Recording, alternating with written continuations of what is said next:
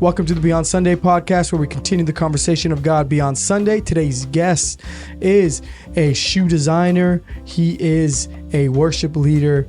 He is Luke Gomez. Tune in. Let me know what you guys think. Gomez? Gomez. Luke Gomez. Gomez. And so where are you from again? Fresno. You're from Fresno? Born and raised? Yeah. And then so now you're in the ministry. You play, what instrument do you play?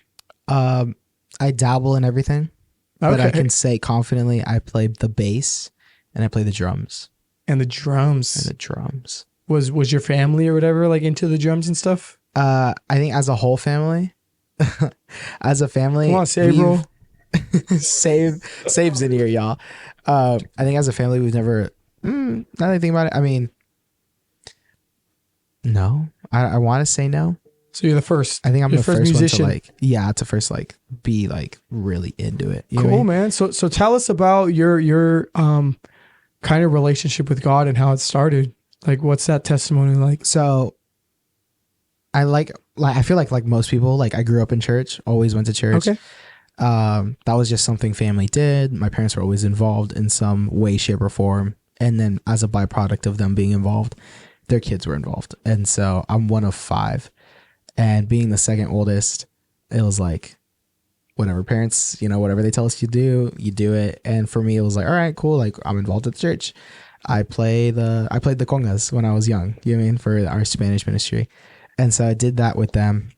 And so growing up in church, always went to church, living a double life in school and then in church because I hated school. And a lot of people, like I just never had friends. I was never involved.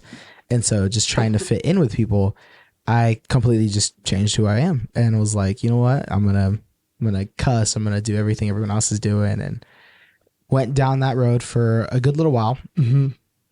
And that had hiccups, like getting like, I think there was one time my parents like found out I was cussing and my dad was like, you can't be doing that. Got me in trouble. And I was still like, oh, well, if I'm at school and you don't know, you won't know. Exactly. Yep. And so kept getting in trouble, finally joined the youth group because I was old enough to. And this was like, I had met Sabe and I knew Sabe for a little while and some of the other guys at our youth group, and everyone's still going through their own journey. But at this time I was like, you know what? I'm going to go to the youth group because it's fun.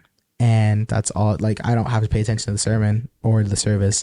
I could just be there for the games before and after. Yeah. And so that's all I went for. And at this time, Deborah, who's my older sister, she was still going through her own thing, her own walk and learning. Just went into high school her freshman year, and I was going into my 7th grade year. So I just kind of didn't care. You know what I mean? I wasn't there. I wasn't at church for the right reasons, and I wasn't at school for the right reasons. I didn't care, doing whatever. Finally get in trouble this one time at school. I got suspended for easily one of the stupidest things I've ever done. But if I didn't get suspended, I wouldn't have like completely realized like, oh, dang, it's just going to get worse from here. And so I get suspended from school for doing some stupid stuff, getting suspended. But the kicker is at the same time that I get suspended, I'm also, because I'm living a double life at church, telling people that I'm raising money for a missions trip, and then I get suspended for school. So like, it's insane. So when people don't ask, like people don't know about that part, but literally as I'm like telling people about donate to me, invest in me to go to Vietnam for a missions trip.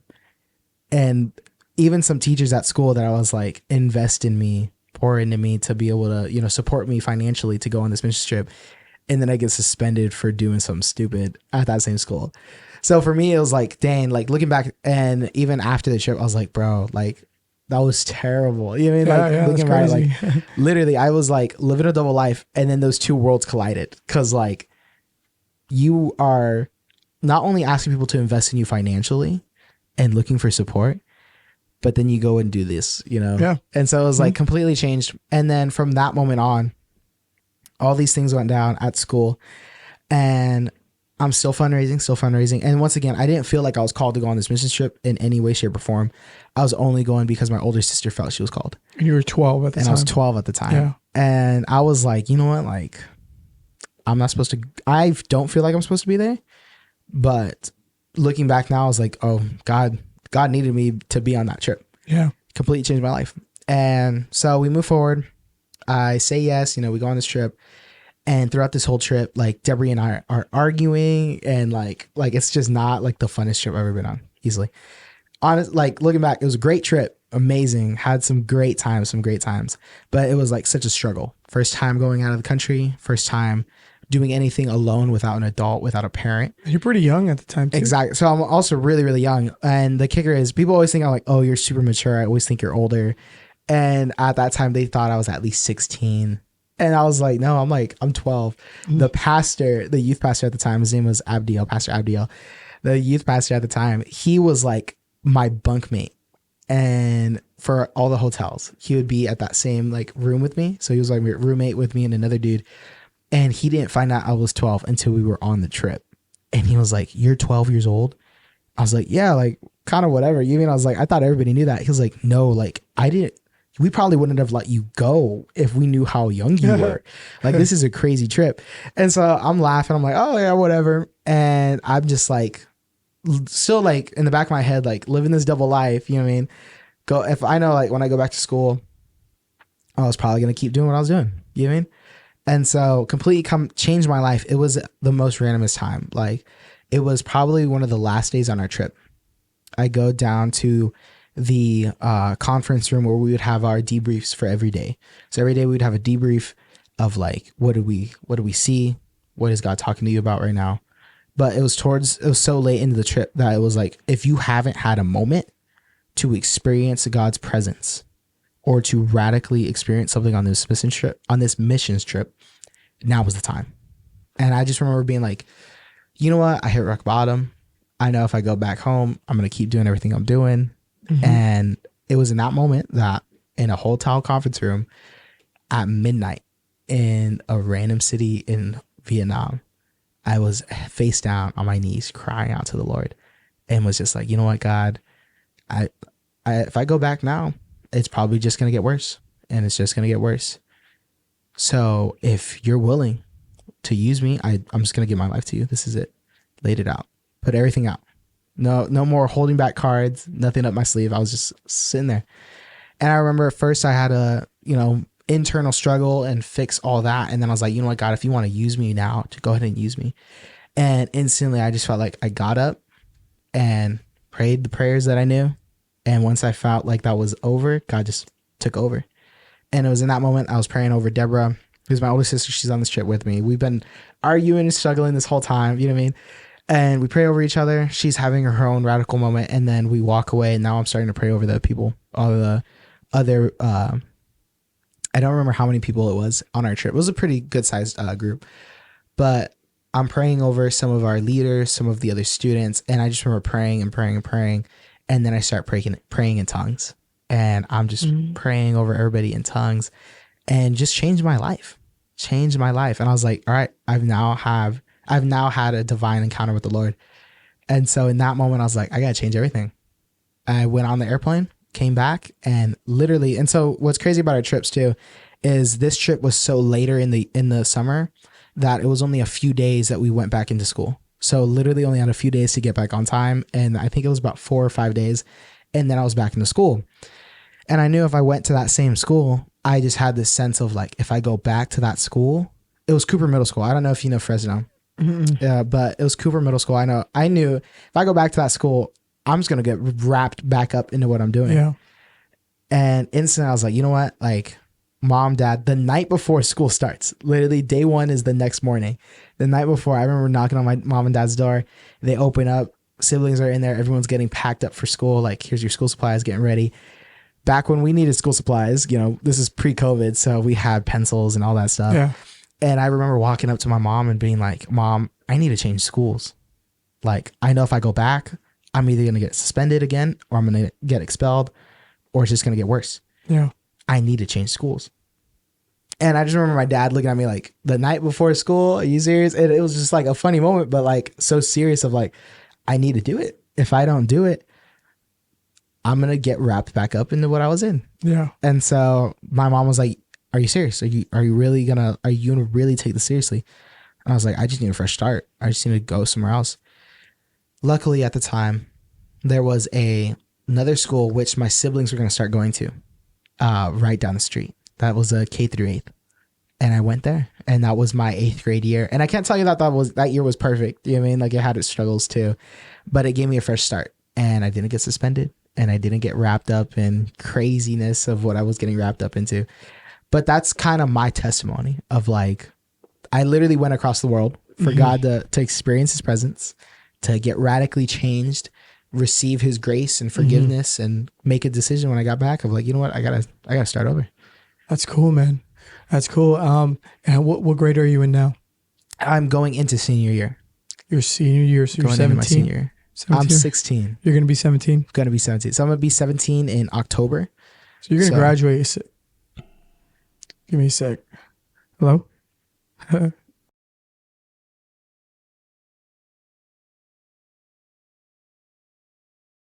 Okay, sorry about that, guys. So you're gonna be graduating when you're 17. Yeah. That's interesting, man. So now, and this happened when you were 12. Yeah. And then you've gone on, that was your first missions trip. That was my first overseas missions trip. Okay. And then your second one? Second one was Puerto Rico. Puerto Rico was the second. Yeah. Puerto Rico was my second one with the youth group. Uh-huh. Because we hit COVID. So that gave us like a break. Yeah. There was a gap in our time to go on mission trips. Yeah. So we were originally going to go to Puerto Rico and India. If you were over 16, you were going to be able to go to India. If you were 16 and over, you would go to India, and anyone under 16 would be going to Puerto Rico. And so COVID happened, lost a year. Can't really say I lost a year because, you know, God's timing. So it just kept growing. Yeah. And then we went into Puerto Rico, which would have been I think it was my freshman year or something like that. Yeah, I think it was freshman and sophomore year. Went to Puerto Rico. And that was the second missions trip I had been on with the Chase. And then Belize, which was this past summer, most recent one. With this guy. With Sabriel. With Sabriel. Puerto Rico was with Sabriel as well. I think which is crazy because Sabriel, I remember Sabriel pre-saved Sabriel because we would hang out together. So it was pre-saved Sabriel, and then Puerto Rico was like saved Sabriel. Long hair Sabriel, right? Long-haired Sabriel. Yes, long-haired Sabriel. That's very interesting, man. So what was some struggles then that you faced still attending school that you see a lot of maybe Christians or self-proclaimed Christians also struggle with in school because you still attend? Right. Now more than ever, I think being a Christian is so easy anyone can call themselves a Christian. Yeah. Anyone can call themselves a Christian. And I've learned that more now, more than ever. And that's like a big topic for me, especially when I'm having conversations like on, this kind of setting. It's like anyone can call themselves a Christian. And I live by being a Christ follower and not just calling themselves a Christian. Being like Christ-like. Being Christ-like. Shout out to Christ-like. Shout out Christ-like collection. But even in that, like understanding that it's not a religion, but more of a relationship with Christ. Mm-hmm. And if you have a relationship with the one who created you, then you're not caught up in any of the craziness which is the world. You know what I mean? Yeah.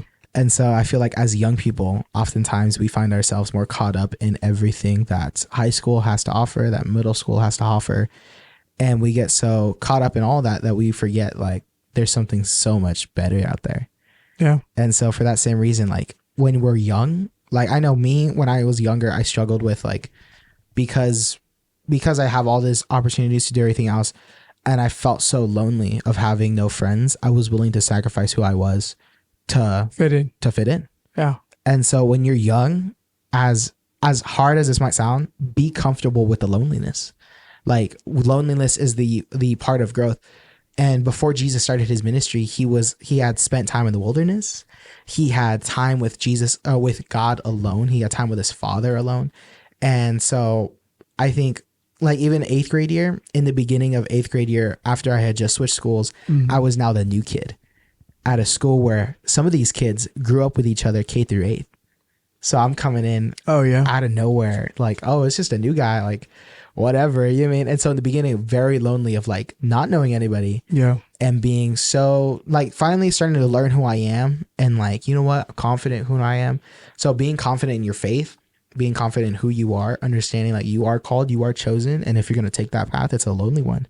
So be comfortable with the loneliness, and when God puts people beside you, he's going to put them beside you. Like that's you'll cool, know it's man. from the Lord. So I don't know. That's like That's good definitely a advice. thing. Yeah. Because it's a very common thing to want to fit in. Yeah. I mean, it's human nature to really want to fit in, but Right. being young, surrounded by your peers constantly throughout the year, I feel like there's more pressure to want to fit in. Mm-hmm.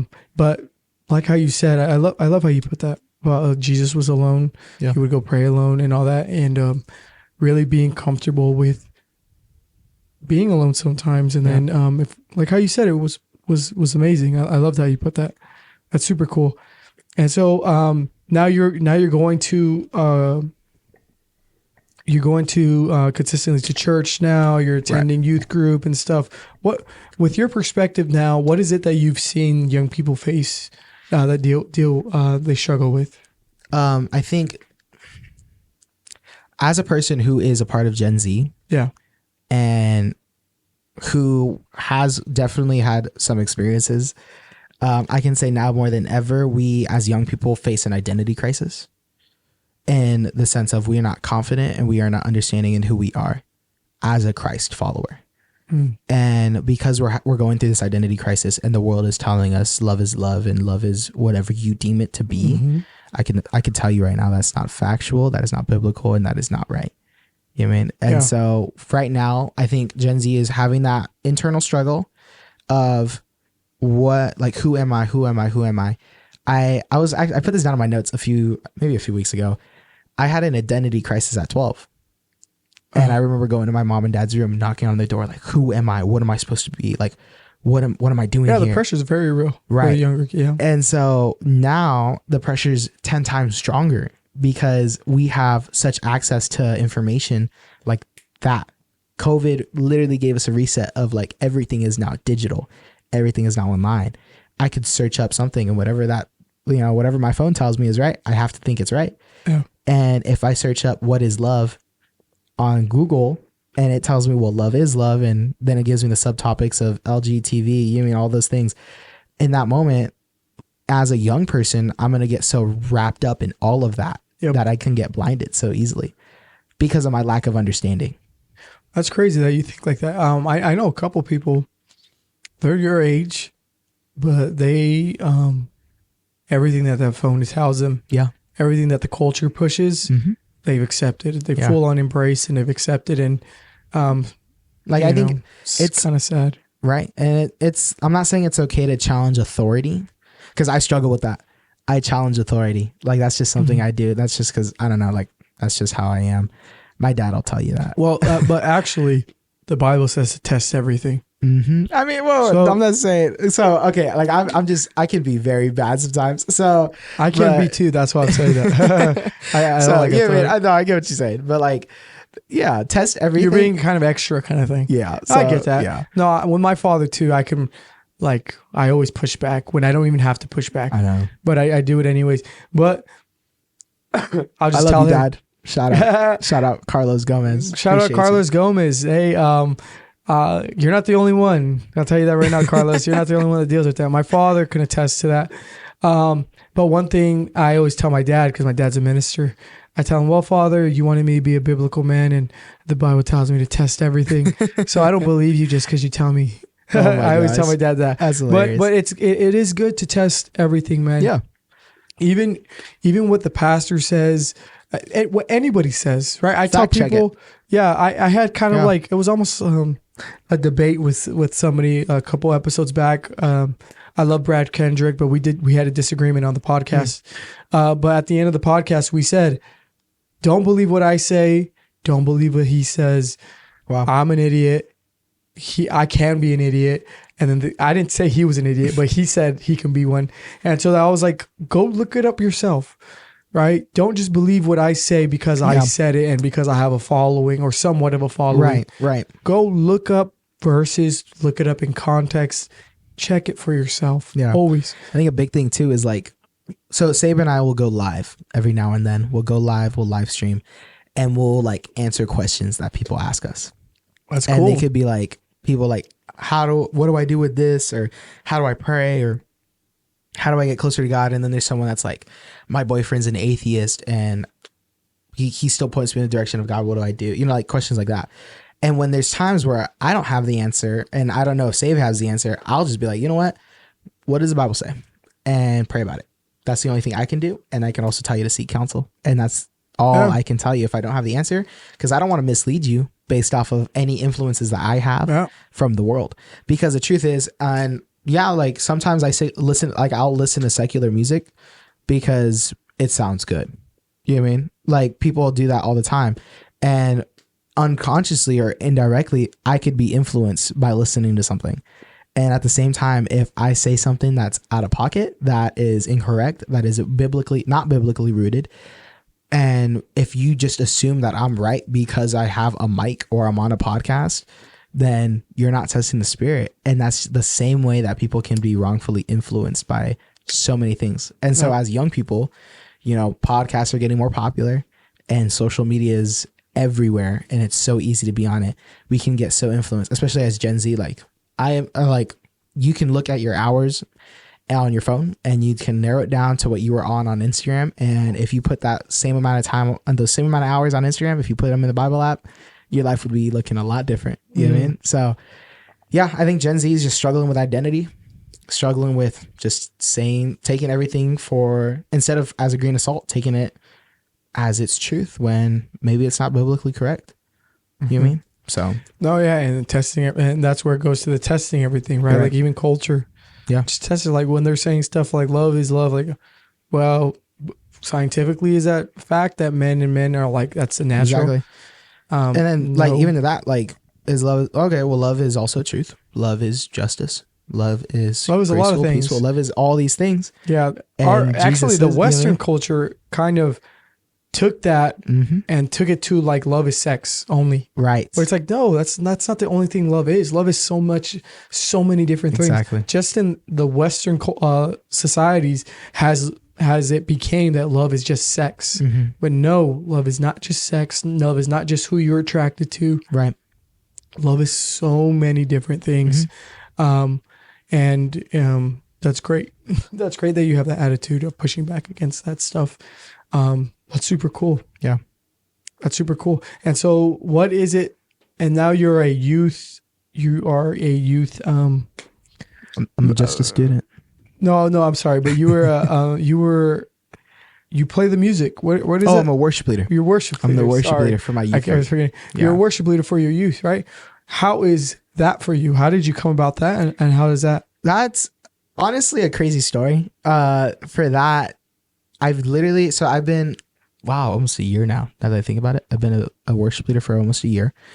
Because I found out right before we left for Belize that you're going to be that I was going to be the worship leader. They had told me, they introduced it to me. And when they were talking, like, it was a really, really different conversation. Like they sat me down. I low-key thought I was in trouble. I was like, really? Well, what is going on? What is going on? And it was funny because my older sister, she was the worship leader before me. And so I'm her successor. You know what I mean? I came up after her and she presented it to me and was like, you know what? We're going to have a meeting with you and G, who's he oversees all the worship at People's Church, and you, G, and the other worship leader who is Aubrey Graham. I think you've met her. Has he met her? I don't think I've met her. He probably hasn't. You probably haven't. Not yet. One day. Aubrey. Shout out Aubrey. Aubrey. She's the co-worship leader with me as well. And they sat me down and at our studio at the church, and G was like, hey, like, we've been talking and you look like the next worship leader. And we believe that you're gonna have all these qualities, and we've looked at it and you are a natural leader and all these things, right? And I was like, all right, cool. Like, I guess there's no saying no. You know, just like that. It's just like that. And because Deborah had moved on so she graduated. So over this next year, I'm going to be looking for my successor of who's going to take over for me. So, oh, wow. So now that's how that works. Yeah. So that's how we usually do things. Aubrey had already she selected who she's going to, they don't know yet. So if this drops before, South Africa or after whenever it drops. They either know or they don't know yet. But we've chosen the successor for who's gonna take over her position and who we're gonna mentor and help grow into. Who is it? I'm just kidding. If you don't want to say, you don't have to. Censors it, drops it. Nah. Saber's like, don't say that. Don't say it, bro. Don't say it. Nah. But anyways, so that's how I was like selected to be the worship leader. I was like, you've shown qualities, you know, all aspects of like, cause so the funny part is I was a bass player and I had never led a song. And it was the first week after we got back that they told me that I was going to be the worship leader. Debbie was like, hey, I want you to lead this song. And I was like, bro, I don't sing. I don't sing. This will be the first time I've been on a mic in front of people singing. Like I've spoken in front of people. Good? Brother, we don't got to go there. Nah. No. Come on, give us a little taste. Hey, bro, you're on the spot now, I'm bro. on the spot. Now he's putting pressure on me. No cuts. Saber knows. Hey, just listen to some of our recordings. Go watch it. Go watch the chase. Go watch the chase. No, bro. Later. That's good. Just go. But I had never sung. I never led literally a group of people. The first time I lead a song, I absolutely bombed, bro. It was insane. I was and it was Reckless Love, one of the easiest songs in the world. And I forgot the lyrics. I didn't know what key I was starting in, and it was a whole thing. But literally, starting as the worship leader, doing all these things, right?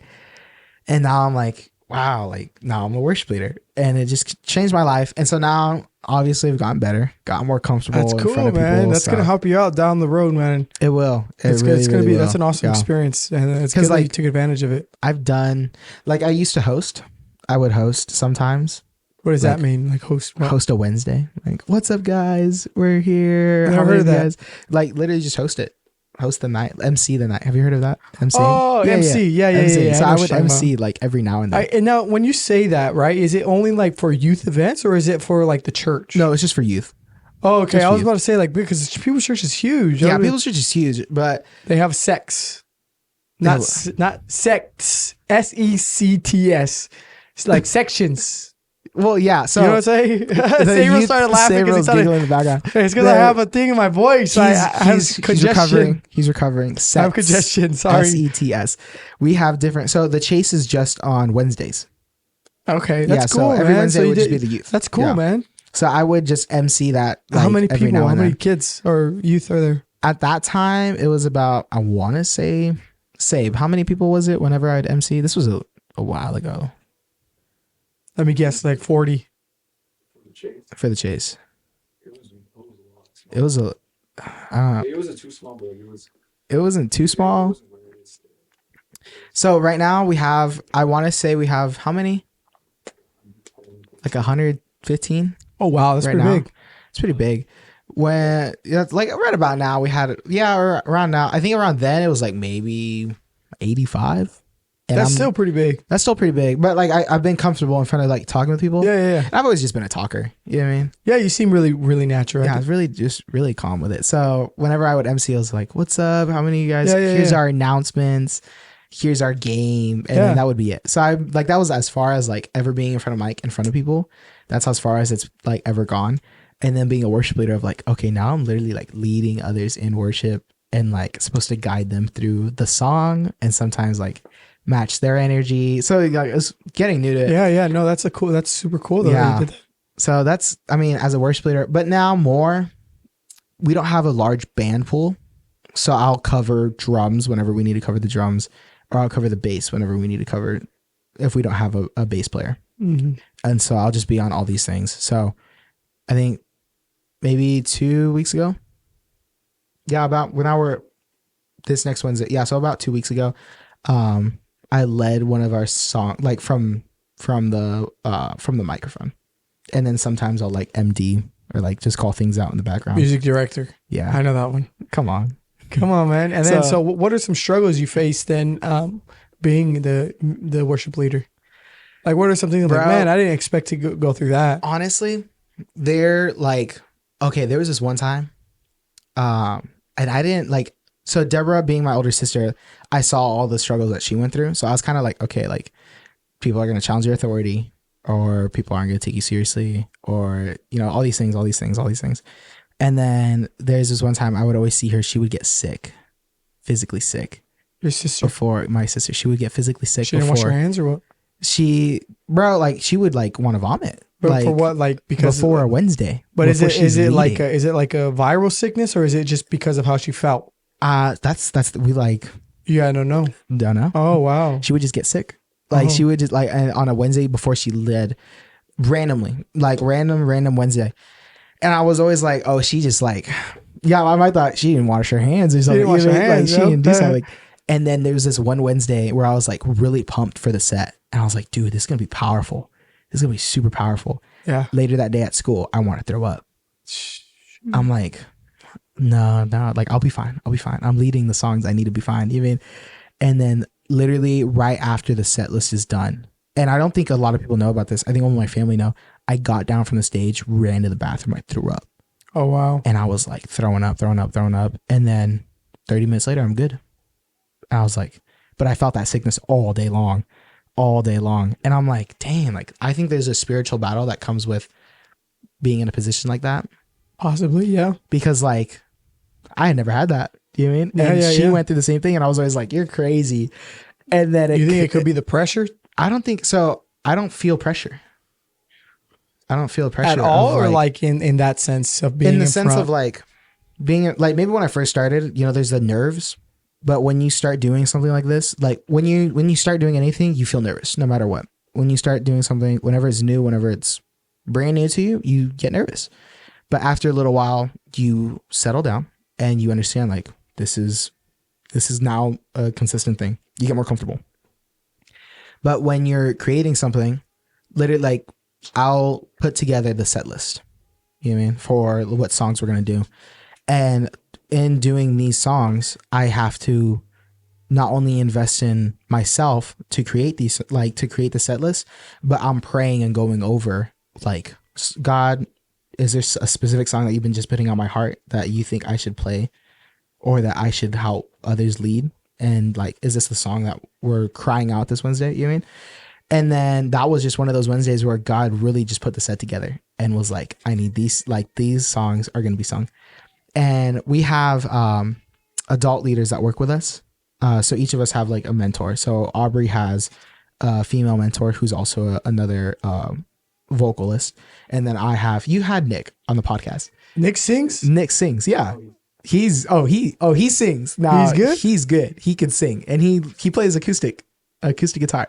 No way. Yeah, he's really good. So that's Nick, cool. Shout out Nick. Shout out Nick. He's really good. Nick Spore. He's really, really good. He works with me. So he'll be the adult figure with me. That's cool. So we'll like both like co-run the night and stuff. So I don't know. This was one of those sets where I was like, God put it on me and I'm like, we got to do it. And right when I was like, all right, like I'm good.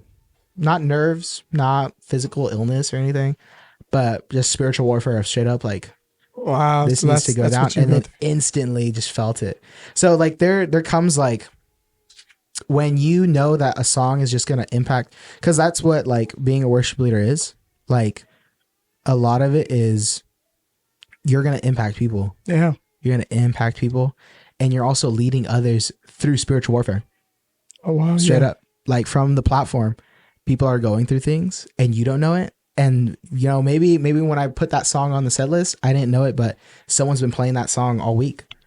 Mm-hmm. And I don't know it, but God's been working through them. And when they hear it on a Wednesday night and they're like, you know what, God, this is either confirmation or this is you continuing to reach for your, presence.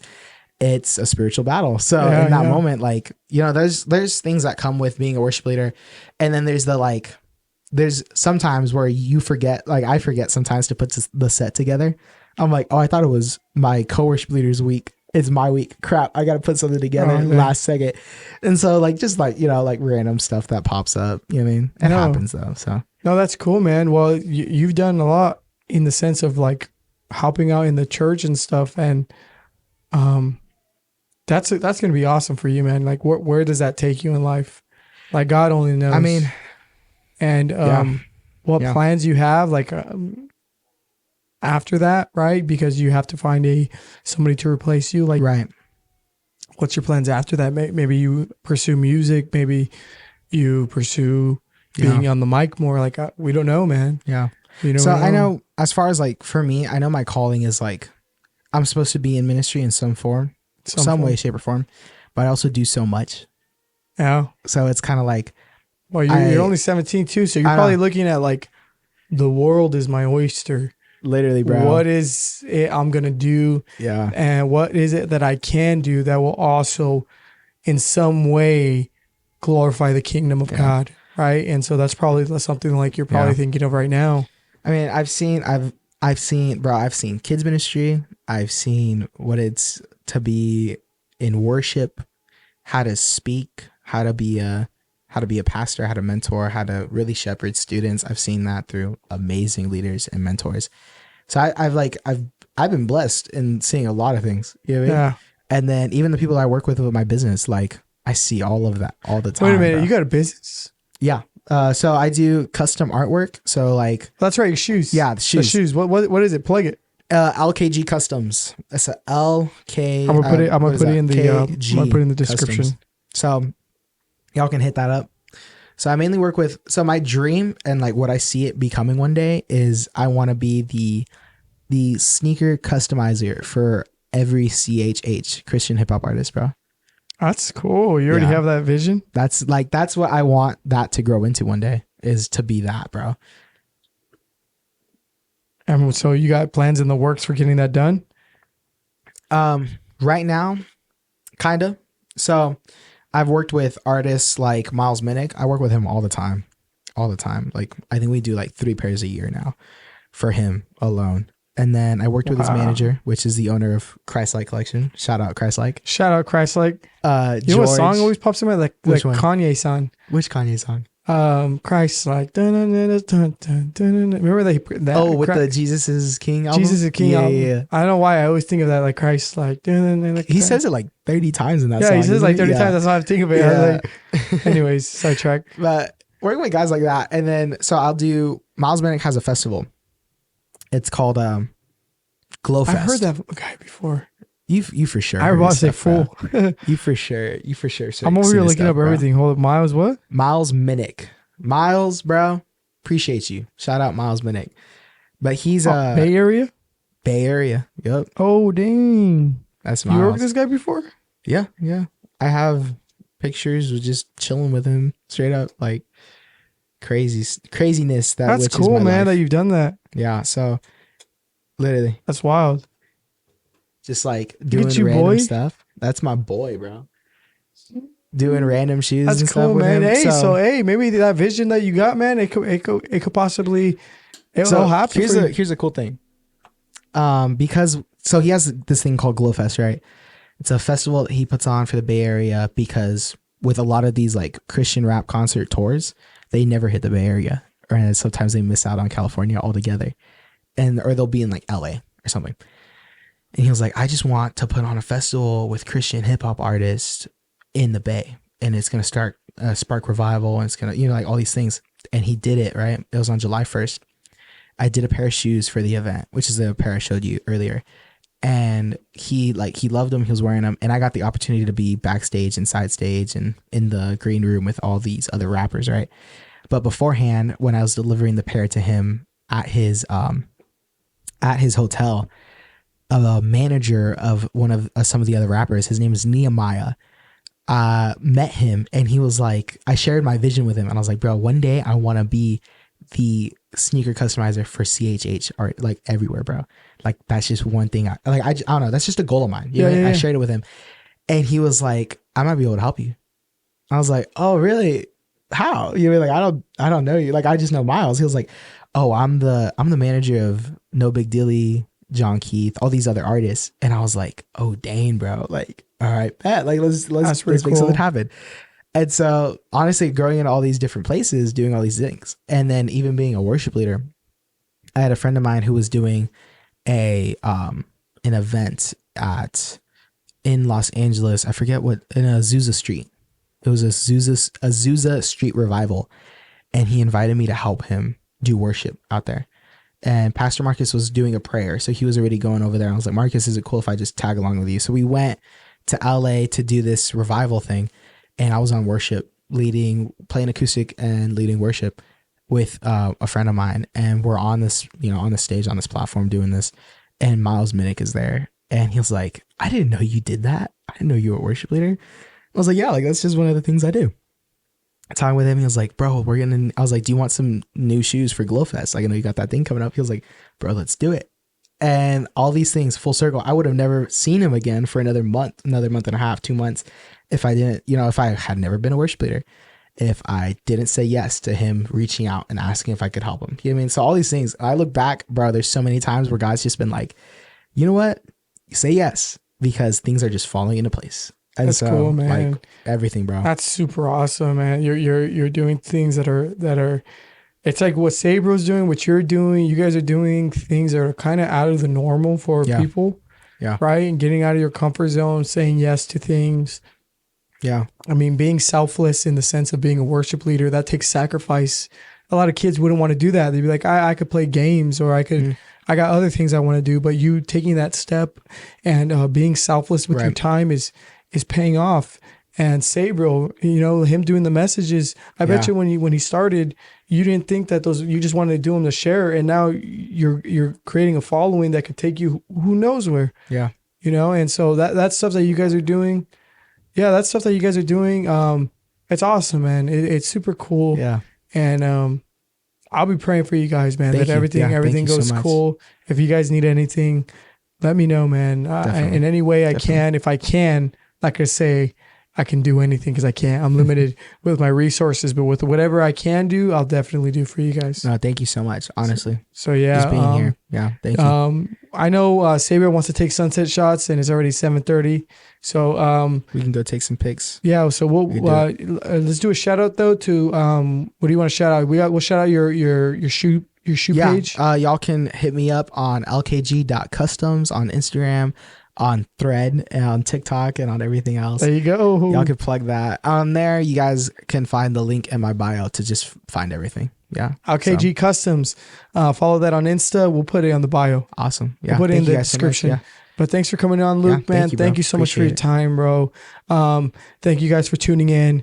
If you guys liked the episode, please comment, share, and subscribe. With that being said, God bless. Peace. Peace out. Bye-bye. Bye-bye. Bye-bye.